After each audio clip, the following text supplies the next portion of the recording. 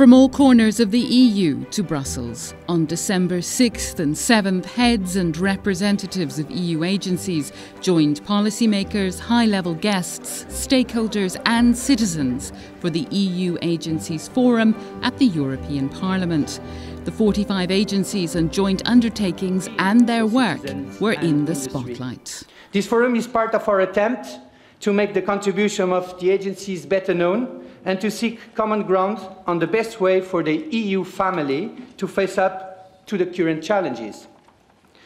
Ladies and gentlemen, today the 45 agencies and joint undertakings play an essential role at the heart of the EU. Agencies cover every aspect of the EU policy spectrum and are involved in delivering all of the European Commission's political priorities. We are present in 35 cities, in 24 member states, and are the familiar face of the EU to many citizens and businesses, delivering services on the ground. Let me just say, when I entered the room here this morning and heard the buzz of the conversation and the number of people who are here this morning, it gives me great heart that the agencies are working well individually and collectively. The agencies are vital for us to deliver to our citizens. Whether it is about protecting the external borders, what Frontex does, or making sure that food is safe, that we travel by train, by plane, based on common standards. The agencies are there for our people. And they bring, in addition to that, closeness to the citizens, because they are in all the member states of the European Union.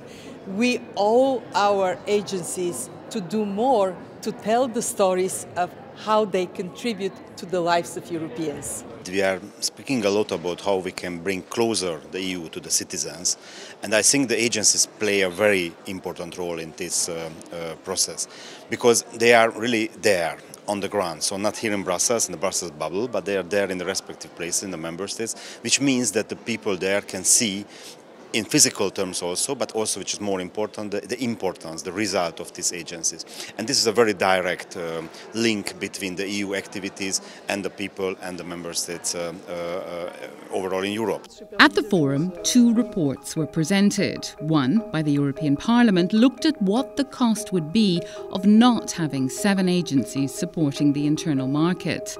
The other mapped how EU agencies contribute to EU priorities and was prepared by consultants Deloitte. The first thing I'd say is that we didn't look at everything they did, in the sense that the Juncker strategy and the Europe 2020 strategy are limited to certain specific goals. So we disciplined ourselves by looking at the links between the agency's activities and contributions and outputs and those strategic goals. And given that and the structure we drew up in a cooperative process with the agencies, we managed to discern the really tangible results that they have achieved. Over the 2 days of the forum, high-level speakers and panel members discussed many aspects of the agency's work. How they put citizens first, their role in boosting jobs, growth and investment, their tasks related to justice and home affairs, and how they help business and innovation in Europe.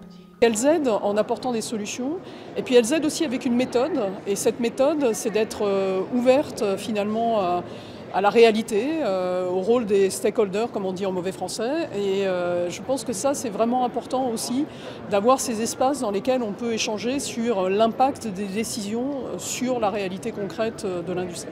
Throughout the forum, delegates explored the vital role that agencies play in helping to deliver the EU project. Well, let's start from the first principles. They do benefit, and I think they benefit in many ways, partly bringing a level of expertise that's not available to the Commission, for example, or indeed to parliamentarians, or dare I say it, the Council, partly by being seen as independent and objective, and partly by having the time and resources, particularly in the case of EUIPO, to be able to devote to really important issues such as the economic benefit of industrial property rights. And so I think that's come out very strongly. More than just an opportunity for discussion, the forum was a venue to present results and debate the way forward for the 45 agencies and joint undertakings at the heart of the EU.